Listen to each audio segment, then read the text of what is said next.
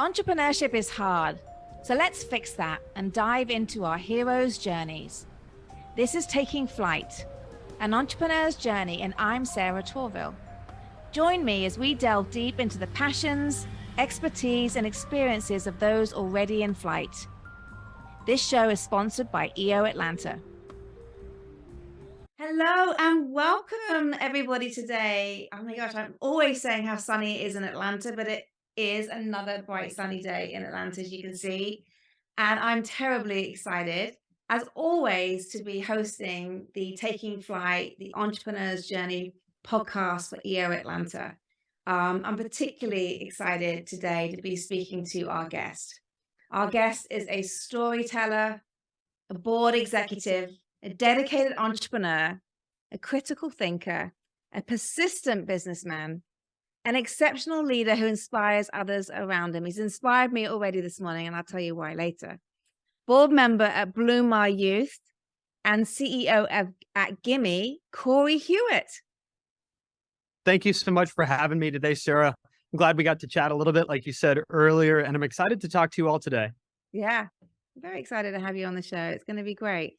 So, well, I don't like to mess around. I want to go straight in because I'm all about let's get out the gate strong. Let's really kind of share some great content with our listeners and our viewers. So I just would love to know, Cory, when you started your entrepreneurial journey, what did you get right? I'm glad you asked it that way because I feel like there are plenty of things that I got to learn through trial and error. And I was talking to an entrepreneur just a couple days ago, and it really validated to me one of the things that I feel like I did get right. And that thing was leaning in to our customers.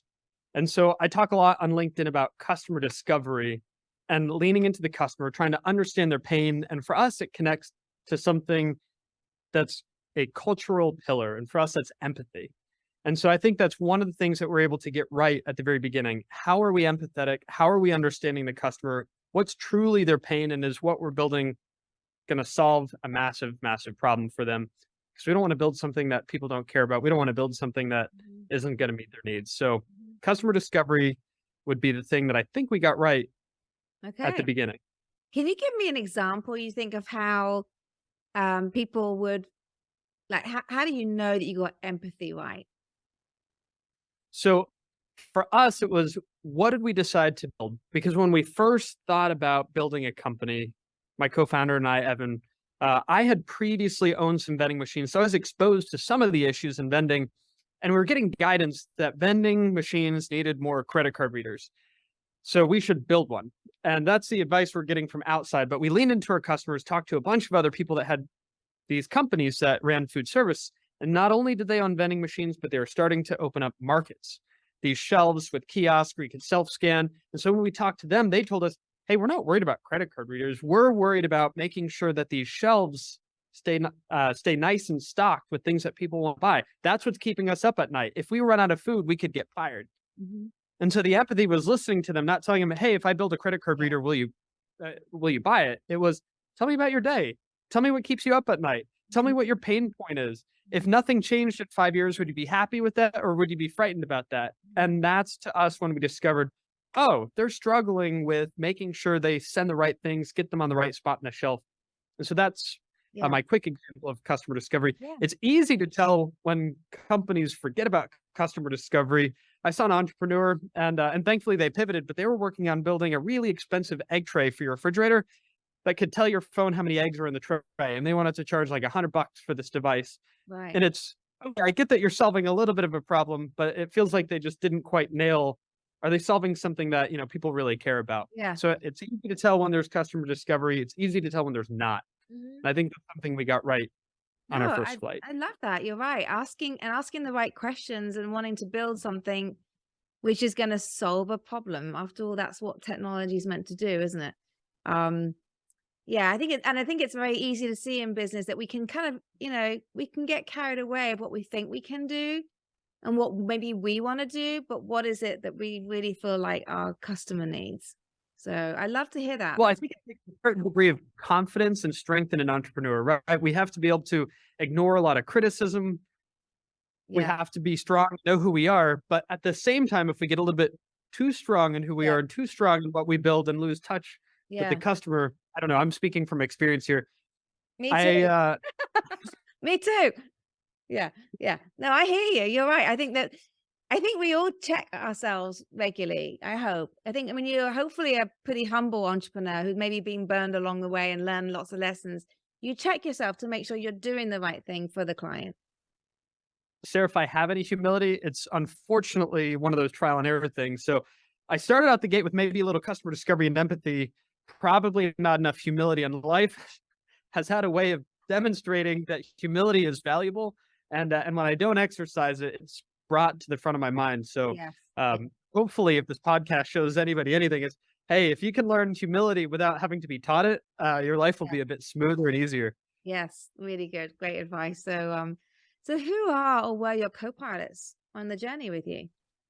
So I talked a little bit about Evan. Evan and I met when we were at Gulfstream, which is the place that makes the really cool private jets. Right. Um, so we met in the engineering department there. And at the time, I told him, hey, I've got this idea. I used to own vending machines. We've been working on things that combine hardware and software together to build new types of solutions. We should do that for vending too. He's like, why vending? We work in private jets. Yeah. Um, but he was such a positive, amazing co-founder, really great energy. It can be hard working on as you know, as probably everybody knows, it can be hard. Sometimes it can be lonely trying to build something from scratch. Mhm. But he just brought energy and positivity and a little bit of a, technical background like me and Mhm. made it magical. The other people that were super, super helpful is right out the gate, we got some amazing mentors, people with industry experience. And I just want to shout out to a guy named Bill Levisay. He came from the Coca-Cola environment, so he's really familiar with some of the challenges that people face. Right. But he took us under his wing, took us to different trade shows and conferences, and probably sped up our learning by years. Mhm. And then, of Wow. course, our first two investors, David Cummings, who runs Atlanta Tech Village, and then John Lally. He comes from a consulting background, just a really smart entrepreneur himself. Mhm. These people who were willing to share their experience with us Yeah. took us forward fast Yeah. and helped us save a bunch of mistakes. So Yeah. those would be our co-pilots that I think about, especially at the beginning. Yeah. Wow.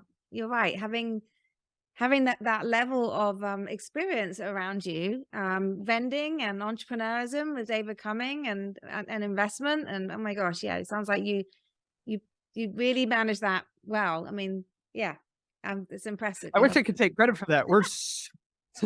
It wasn't from like excellent planning. I think it was from that being willing to get shot down. I told that, those are the wins, but how many no's did we get from potential Yeah. mentors and investors and colleagues, customers who are like, go away Yeah. and you're not a good fit. Yeah. Uh, yeah, I wish I could say it was great planning, but really it was, these folks just had a big spot in their life and in their heart Right. to want to help entrepreneurs. Yeah. Uh, and it happened to work out. Okay. I love that. So, what is a challenge you and your team had to solve recently? Recently. Oh, man, I think everybody's gonna jump to, COVID examples, and we've got a couple that I could talk about. We build a physical product as part of our solution set. So that whole world got super, super different, Mhm. building things, trying to remanage supply chain relationships got strained, Yeah. and so it taught me I'm gonna avoid probably stuff that everybody might hear about, like, "Oh, it just took longer to build things and Right. uncertainty." That was obviously a big part of it, Yeah. but I'm just gonna put that to No, the I side agree. for a second and speak about the relationships, where anytime there's a big worldwide change, I wonder if we focused on the relationships. And I've seen some where on the other side, they were really stressed out about something. And the contract maybe said, hey, what you're doing isn't right. What you're doing isn't per the contract. And is it you go after them hard and say, hey, I'm going to enforce this and bad things are going to happen? Or is it leaning in and maybe being a bit vulnerable to ask, is something going on your like, Yeah. hey, I'm gonna stop recording for a second. Is something going on your side? What are things like there, and how can we work together? Because ultimately, neither of us want to be in a sticky situation. How do we get out of it together? Yeah. Yeah. No, I So I'd agree. say, what problem did we have to solve? I would say lots and lots of examples of having to lean in with our partners, and if we're behind on something because we can't control it, instead of just shutting up or locking down or not responding, leaning in and being able to say, "Hey, we want to bring you up to speed. Here's what's happening." It's always uncomfortable, and then being open to the other party doing that too. That's the biggest thing that's been so much different than what you might read or what you might get in an MBA. Yeah. Is that leaning into the relationship and asking questions and trying to work together to solve it. Sounds like that empathy played a part there again then, just kind of because that you have to be empathetic. I mean, everyone's dealing with a difficult situation. So you're saying like rather than like refer just to the contract, like you're saying, everybody had to kind of lean in and understand how we can help each other. Is that really the Yes. essence of it? Yeah. Yeah. And has that fared well for you? I imagine that does fare well. I'm a big believer when we act that way and we are empathetic and we listen to people and curate different solutions based on challenges. I think it ends well, doesn't it? Most of the time, but I think we get to pick the problems that we have Right. sometimes. Mhm. And so I would rather have problems related to sometimes the empathy didn't turn out the way that we wanted. Occasionally, maybe we get Yeah. taken advantage of, but Right. most of the time, Yeah. we've surrounded ourselves with people who care about us. So can I say like, "Oh yeah, we're Yeah. perfect, no problems?" Yeah. Of course not. No. There were still problems there, and sometimes people were like, "Hey, here's the issue, and we're not gonna help you." And it's like, well, you know, Yeah. man, that's tough news to get. But I would much rather have problems related to, "Hey, we put our best foot forward. This Yeah. was truly in good faith, and it didn't work out," than, "Hey, we came out the gate swinging at you, taking, aim at you Yeah. and fighting with you." I don't wanna deal with if I No. had to pick a set of problems to deal with, I'd rather deal with the problems of working with people that we trust Yeah. than treating everyone that we don't trust them or that we're trying to get something Yeah. from them. So Yeah. neither, I think, side has a perfect success rate, but I No. would pick my problem, and I would rather pick the problem over here. No, I think that's great advice as well. So is there a favorite book that maybe helped you with that particular problem? Or is there something now that you've read recently? I mean, we know we all love books. We all love I don't always get so much time to read them, but I definitely do Audible as much as I'm back on the 400 every day driving down to Buckhead. So please share. Is there anything you have in mind you want to share? There are 2 books on my mind right now. One is Save the Cat. Save This the is a Cat. Okay. Save the Cat. It It's a down. book. Okay. It's got a great cover, great author. He reads it, the Audible version you mentioned, you're listening to it. Yeah. The author reads the book himself, and he infuses it with just a ton of energy and his own character. Love it. And it's written not really for your typical tech entrepreneur, but it's written to Okay. entrepreneurs in a broader sense because he's Okay. writing to aspiring screenwriters. Oh, okay. And it's all about storytelling to master storytellers. And for me, storytelling isn't a primary part of my job, but it's a crucial infrastructure component of what I've had to do, whether it's fundraising, pitching customers, Yeah. learning what to write on our website, or even designing the story flow in our products. Mhm. We Mhm. call that consumer experience, CX, or maybe UX. Yeah. But what's that journey look like? So, number one is Save the Cat, an amazing book on storytelling And written to who's the screenwriters. author of that one, Corey? Oh man, I'd have to look that up. Okay. But it's so well known that if you search Save the Yeah, Cat, I'm there's gonna only one search book it in whilst this you're category. talking to me. Okay. You can't yeah.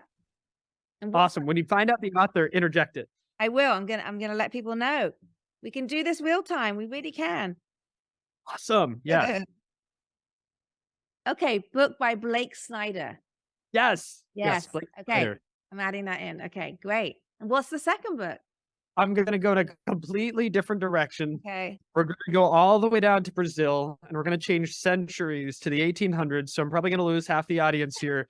We're gonna talk about the posthumous memoirs of Las Bras Cubas. And Okay. it's been expertly translated recently. I think I heard about this book reading a Fortune or maybe a Forbes article. And the reason why is it suddenly became so much more relevant Okay. and it helped me change my perspective. This author, he starts out, I think it's hilarious, but a lot of people question my humor. But I think it's hilarious. I'm laughing. This author writes as if he's already dead. So the opening line is, "I'm writing this to you from beyond the grave. The worms are eating my body." Right. Um, so obviously we're starting with Yeah. satire because that can't be true. And he takes a look at his life from beyond the grave and that perspective.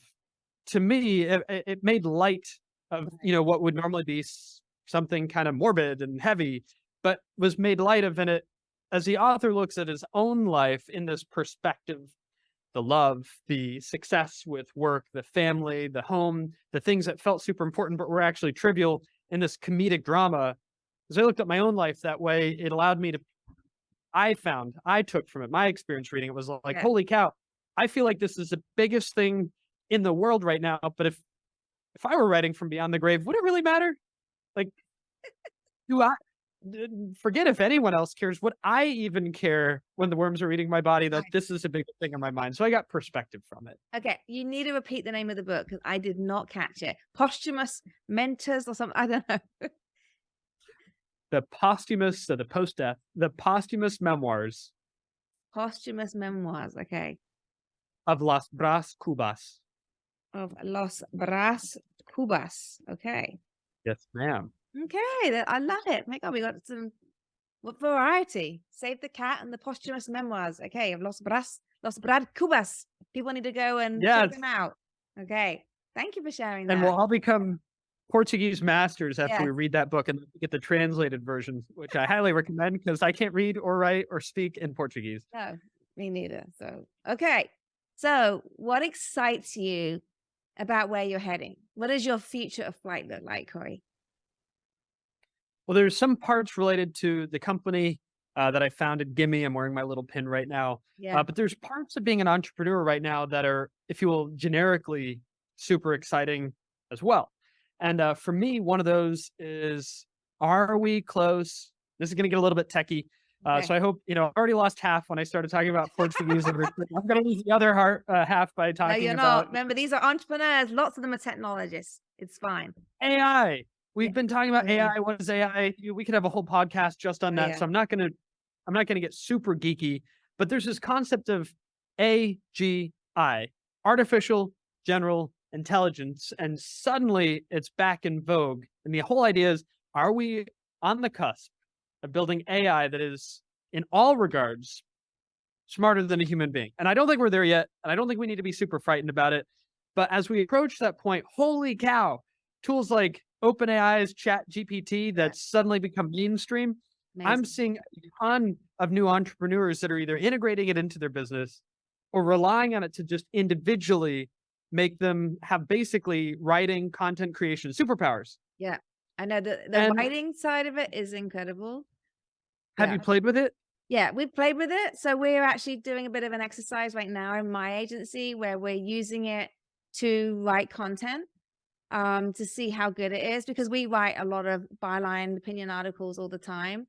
And actually, Mhm. what our content writers are finding that even if it's an 800-word article, even if it's just 100 words from that, what's pulled out from Chat GPT, it's still 100 words of useful content to leverage. So what we're calling it a media frenzy, and I'm sure this is not unique, but we're calling it authentic intelligence because Ah, we're storytellers, but we need to make sure that it's authentic because a lot of AI right now, obviously it's searching Google, it's going on all the.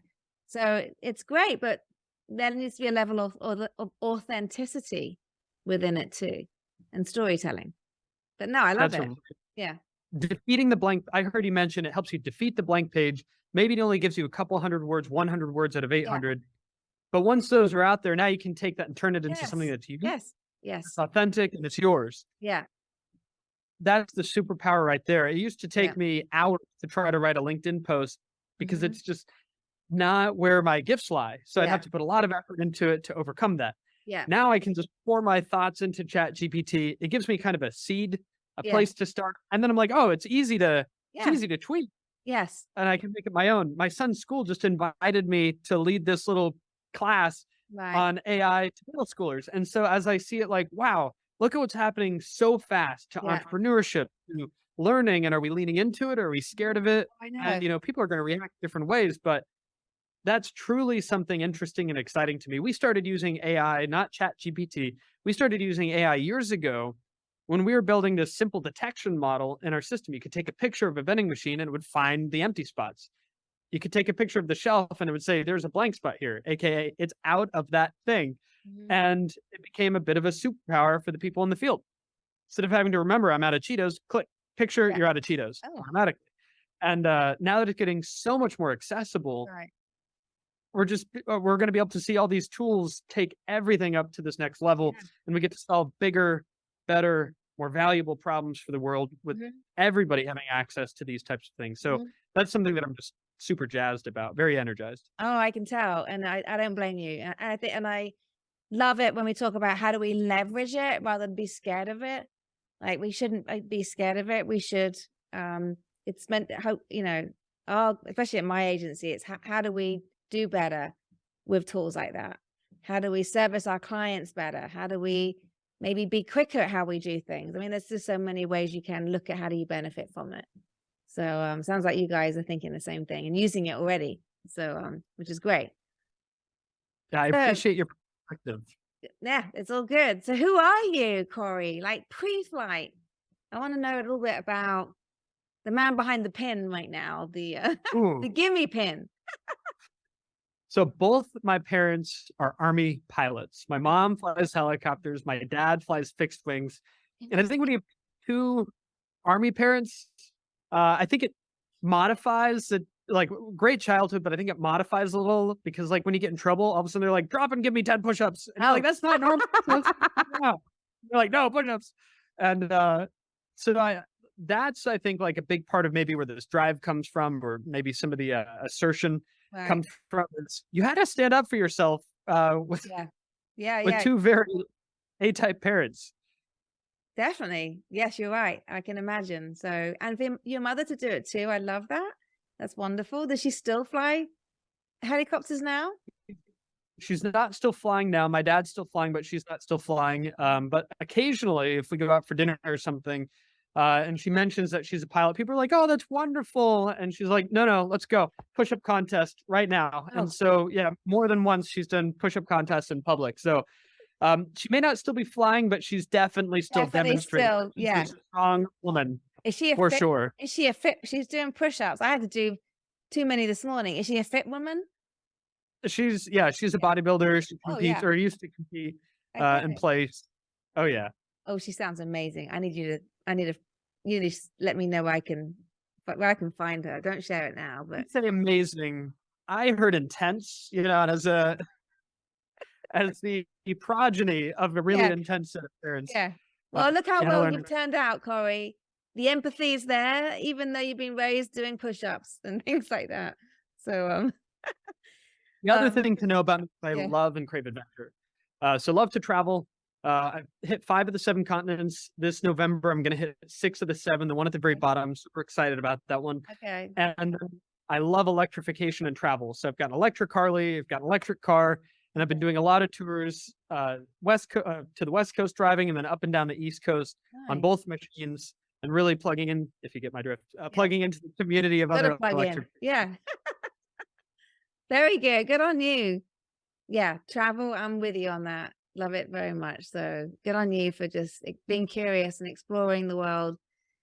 I get very excited about that. Actually, I just learned that the EO Atlanta has that. Well, EO has that trip to South Africa, and it's like that's a place I have always wanted to go to. So I booked my flight last night. There we go. I'm excited. Congratulations, Thank Sarah, you. to South Africa you go. Africa, I'm going to Cape Town. I'm doing it.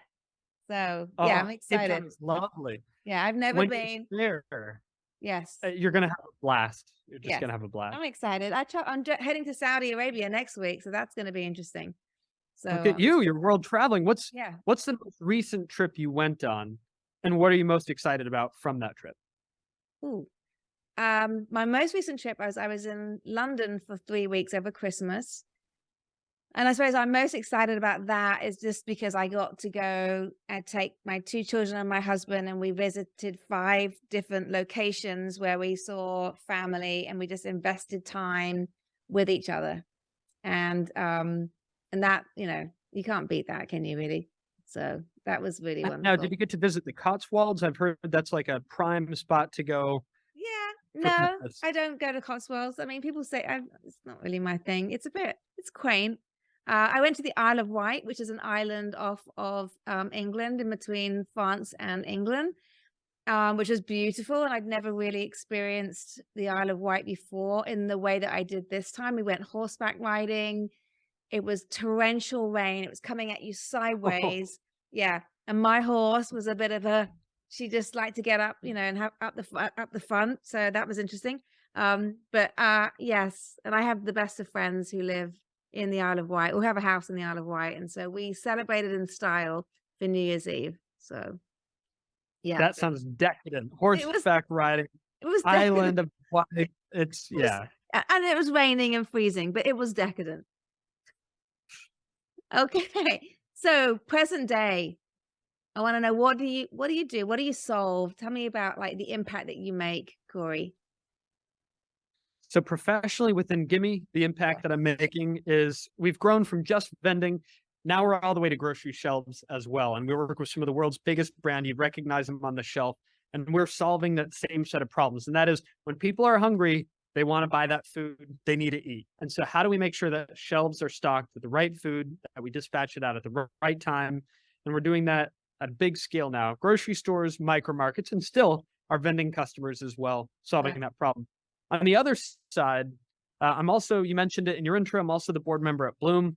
What an amazing team. We've got just this so empathetic, empathetic, imaginative, and passionate leader, Becky Davenport, and she's taking us all across the state to help foster youth all across the state. And we've got big goals to continue to expand our outreach to improve the quality of care for foster youth in Georgia. And that's Right. something that's I've got 2 children, and they've got hopefully, they see it this way too, but we're putting a lot of effort, mom and dad putting a lot of effort into our kids. We love them dearly, Yeah. and the experience of becoming a dad exposed that that level of care and love is not guaranteed for every kid. Yeah. And everybody has something they connect with to connect with differently. For me, experiencing that when I became a dad and then seeing how not every kid gets that just Yeah. broke my heart. Yeah. And this became an organization where I could just pour myself into to try to make sure that every kid in Georgia feels loved and feels safe. And that's the other thing that we're working on right now. Big goals, next 5 years, trying to expand that reach all across the state. Okay. So you talk about Bloom Our Youth. I would like to look into that later. That sounds incredible organization. So Incredible organization, incredible executive director. Most of right. the board members are okay. There's just one guy that's a little weird. AI and Yeah, he old talks about literature. AI, does some strange things. Does lots of sit-ups, press-ups when he needs Exactly right. to. So thank you for sharing that. Oh my gosh. I feel like I could talk to you for a long time, Fascinating. Corey. So bonus round. I want to ask you. I mean, I feel like well, you've done a great job because you've given me a flavor of who you are as we've gone through this. But what do you do outside of work? I know you like to volunteer. Obviously, we just talked about that a little bit. But is there anything else you like to do? Oh man, we're part of a brand new town. So I'm south of the airport in a brand new town called Trilla, and it's coming up from scratch. We've got movie studios on one side. They're already number 2 in the country for producing movies. We're second only to Warner Brothers in California. And there's a whole town across the street that I'm part of filled with storytellers, entrepreneurs, and just creative folks. Right. And it's so exciting to watch what's happening. There's the sticks and bricks, of course. That's cool. But the people here, what they're making, what they're investing in, we're seeing schools get created. We're seeing churches get created. In the middle of COVID, there are people out at the lake doing outdoor events. Everybody's like 6 feet apart on yoga mats. And it was like yoga in the morning, followed by like a sermon right after that. And it's blowing my mind watching these people just invent, create, Right. and see this expression of community Yeah. through all of those things with this just wonderful, wonderful group here. So I'm having a ton of fun Yeah. participating in that. I mentioned I have an electric motorcycle. Mhm. It's a live wire made by Harley, and there's a strong group of people that really care about their machines. And that's been a lot of fun to go on trips and to do as well. And then I've got 2 kids, a 1-year-old and an almost 5-year-old. Okay. And watching things through their eyes, as any parent can probably tell Yeah. you, just helps you see things in a brand new way. The 5-year-old, almost 5-year-old, is getting really interested in computers and technology. And Right. since I care, Yeah. a ton about Those that, it's things. giving us a lot in common. Yeah. That's wonderful. Okay. Where can people find you? How can they connect with you? So I'm a little bit weird in that I don't really connect well with social media. So I don't have a Facebook or an Instagram, a Twitter, or a TikTok or anything like that. But I am on LinkedIn. You can find me linkedin.com/Cory Hewett, Cory Hewett, Hewett. And now that I have a little bit of help from some AI tools, I'm producing content a little bit more regularly, talking about customer discovery, Mhm. empathy, AI, and what it means to fail, to succeed, and to try as an entrepreneur. Okay, that sounds great. I'm going to check that out. Well, this has been a really, really good discussion, really, really engaging and uplifting conversation. I've loved it. Thank you so much, Cory, for joining us today. What a pleasure to be invited on. Sarah, thank you so much for allowing me to share little pieces of who I am, the story, who we help at Gimme, who we help at Bloom, and Mhm. giving an opportunity to elevate both of those platforms. And if anybody's interested in volunteering, I'm going to be totally shameless. We are always looking for volunteers, and we're always looking for financial contributions to help expand the reach of helping foster youth and families across the state of Georgia. So, Bloom Our Youth, always looking for help. Check it out. Okay. Definitely. I'm going to check it out for sure. So, well, thank you to our audience. If you learned something today, if you laughed, I hope you laughed. I mean, I laughed. I know Cory laughed. Please tell someone about this podcast. We really appreciate that. Thank you once again, Cory. Thank you, Sarah. Thank you, everybody who took the time to listen. Portuguese literature, AI. Thank you guys so much. We covered it all. This has been another exciting episode of EO Atlanta's Taking Flight. And so that wraps up another episode. Thank you for joining. For show notes and other episodes, visit us at takingflight.live. For more information about EO Atlanta, visit eoatlanta.org. Special thanks to the following sponsors: